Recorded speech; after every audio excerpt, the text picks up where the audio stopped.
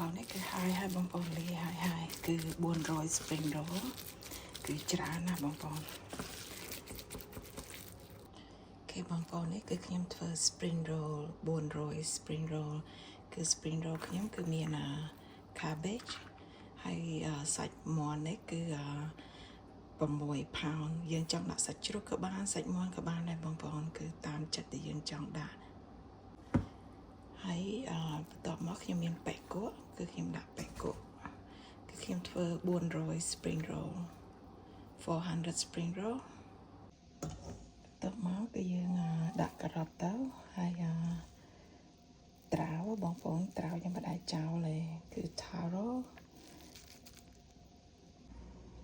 តមកទៀតដាក់ខ្ទឹមបារាំងស្អុយញៀនច្រើនណាស់បងប្អូននេះមែនទេ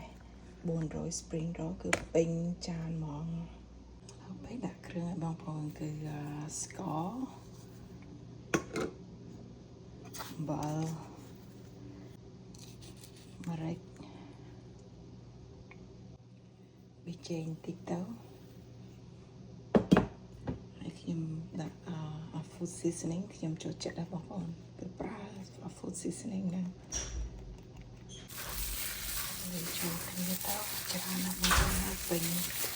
ខាងមកគេចុងក្រោយគេប្រអស់គឺម្សៅបងប្អូនគឺម្សៅអត់ចោលទេតែយើងមិនដាក់ច្រើនប្រហែលទេហើយយើងលាយវាទៀតទៅឲ្យវាចូលជាតិ